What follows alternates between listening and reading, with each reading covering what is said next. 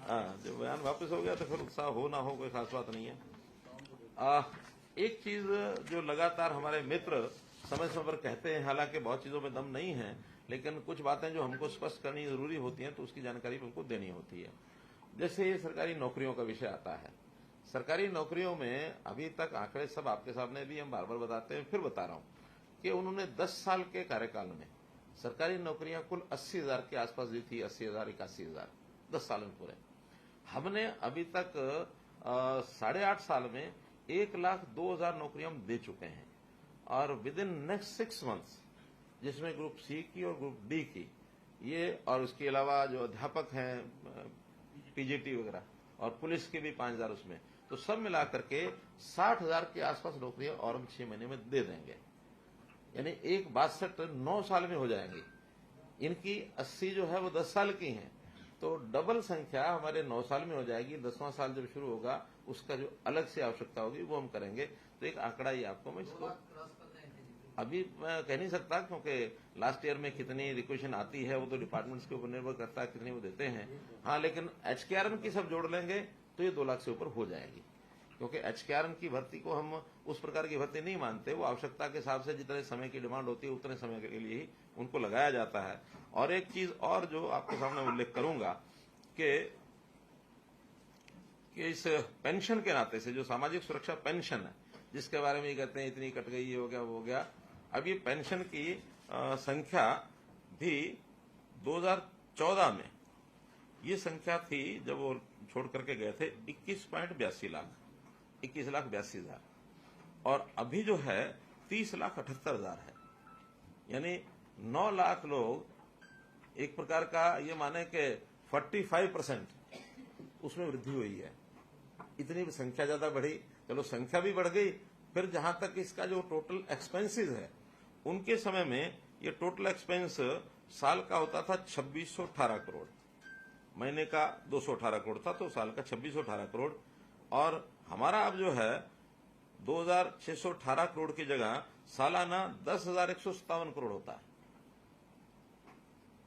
यानी 8,500 करोड़ ज्यादा, उनके सारे फिगर से रफली 4 टाइम्स, 4 गुना ज्यादा हम जो है समाज में पेंशन के नाम से पैसा दे रहे हैं। और अगर ये 1 साल का अंतर देखा जाए तो ये 8.5 करोड़ 7.5 करोड़ बैठता है, तो 7,500 करोड़, तो 7,500 करोड़ जो दुनिया भर की वो सारी बातें करते हैं, हमने ये कर दिया वो कर दिया, ये कर दिया वो कर दिया, उनके जितने बड़े बड़े प्रोजेक्ट्स हैं उन कई प्रोजेक्ट से ज्यादा हर साल 7,500 करोड़ रुपए ज्यादा जा रहा है।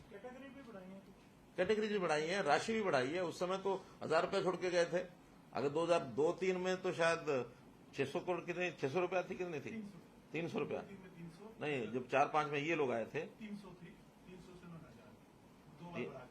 300 से सीधे 1,000, हाँ तो 600, हाँ 300 से 600 रही होगी।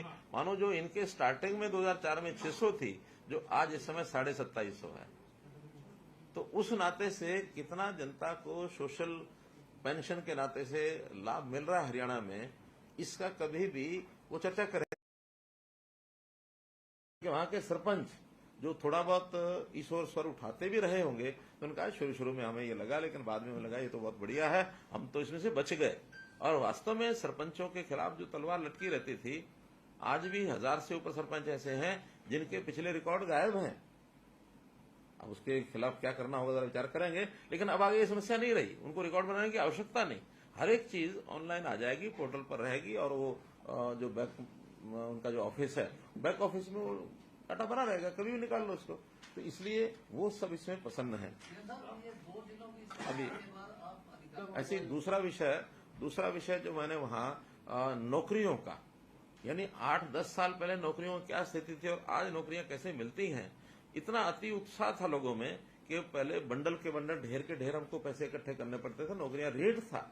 एक व्यक्ति ने तो ये कहा कि आपकी सरकार के कारण से मेरा 25 लाख बच गया। मैं समझा नहीं कैसे बच गया 25 लाख।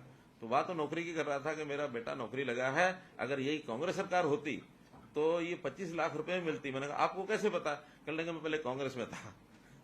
वो स्वयं कांग्रेस में था, आज चूंकि उसने आस्था जताई हमारे अंदर, अभी गया तो उन्होंने कहा कि वहां ये नौकरी 25 लाख से नीचे नहीं मिलती। अब ये भ्रष्टाचार के इतने नंगे नाच सारे के सारे सामने आ रहे हैं और जनता इन चीजों से बहुत प्रसन्न है। इसलिए बहुत से उदाहरण ऐसे हैं और हमने काम भी जो है लगातार जो वहां किए हैं। दोनों दौरों में मैंने कुछ घोषणाएं भी की हैं। जैसे पलवल में लगभग 300-325 करोड़ की घोषणाएं, वहीं सारे जिले का एक गांव है धनौरी गांव में जो धन्ना भगत एक संत हुए हैं, तो धन्ना भगत की जयंती मनाने के लिए बड़ी संख्या में लोग वहां आएंगे। तो वहां के 2 जिले, कैथल जिला, जींद जिला, ये दोनों, क्योंकि बॉर्डर के ऊपर गांव है बिल्कुल, वहां धन्ना भगत जी का एक मंदिर भी है। हाँ, तो स्टेट लेवल कह सकते हैं या कंसर्ट, मेनली तो 2 जिले कंसर्ट करेंगे, आसपास के जो लोग आएंगे, लेकिन धन्ना भक्ति जयंती उसमें मैं स्वयं जाऊंगा। साथ ही जैसे हम सभी व्हाट्सएप भी यूज करते हैं, हर किसी के फोन में व्हाट्सएप है, तो इसी के साथ साथ व्हाट्सएप पे भी कोई अपना जानकारी प्राप्त कर सकता है परिवार पहचान पत्र से संबंधित, जो चैटबॉट पे अवेलेबल है, और वही सारी समस्त जानकारियां व्हाट्सएप से भी प्राप्त की जा सकती है अपने क्वेश्चन आंसर्स के फॉर्मेट में। तो अब परिवार पहचान पत्र की संबंधित कोई भी जानकारी कॉल सेंटर के द्वारा प्राप्त की जा सकती है। आप ग्रीवेंस पोर्टल पे जाके ग्रीवेंस दर्ज करा सकते हैं और साथ ही साथ चैटबॉट और व्हाट्सएप से भी ये जानकारी ले सकते हैं। और सॉरी सर, नाम सर उसमें आएगा सर, तो और इस चैटबॉट का नाम है ताऊ। तो ताऊ से आप जो भी प्रश्न पूछना चाहते हैं वो पूछ सकते हैं, ये समझ जानकारी देंगे। मैं हूं ना। अब मैं माननीय मुख्यमंत्री से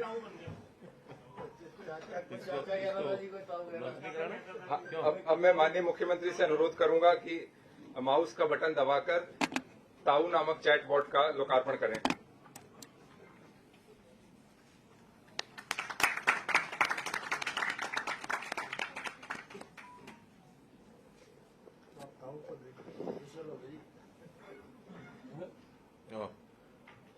तो लट ठाठा के बीमार है। लट गाड़ रहा है।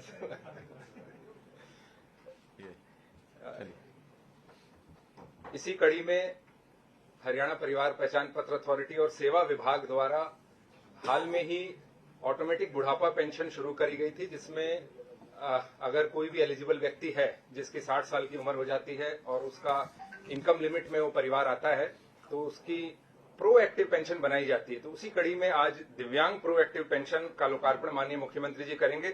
उससे पहले श्री विजेंद्र कुमार जी से मैं अनुरोध करूंगा इसके बारे में एक संक्षिप्त विवरण दें। जैसा कि आप सबको विदित है कि पिछले साल ओल्ड एज पेंशन को प्रोएक्टिव कर दिया गया था। प्रोएक्टिव का भाव, कहने का भाव यह है कि एज के लिए वेरिफिकेशन जैसे ही सीआरआईडी के डेटाबेस में हो जाती है और हमें पता लग जाता है कि अगले 1-2 महीने में कौन कौन 60 की उम्र क्रॉस करने वाला है, तो वो डेटा इकट्ठा करके सेवा विभाग को भेज दिया जाता है ताकि वो उस नागरिक से मिलकर उसकी कंसेंट ले ले, क्या आप अपनी ओल्ड एज पेंशन शुरू करवाना चाहते हैं या नहीं। इसी कड़ी में आज एक और बड़ा स्टेप लिया जा रहा है कि दिव्यांग की पेंशन, जो डिसेबिलिटी जिन लोगों को है, उन लोगों की पेंशन भी प्रोएक्टिव मोड में आज से शुरू की जा रही है। आज पंचकुला जिले के लगभग 15 केसेस की पेंशन आज यहां से माननीय मुख्यमंत्री शुरू करेंगे और इसका भी प्रोसीजर वही रहेगा कि जैसे ही डिसेबिलिटी 60% की डिसेबिलिटी की वेरिफिकेशन हो जाए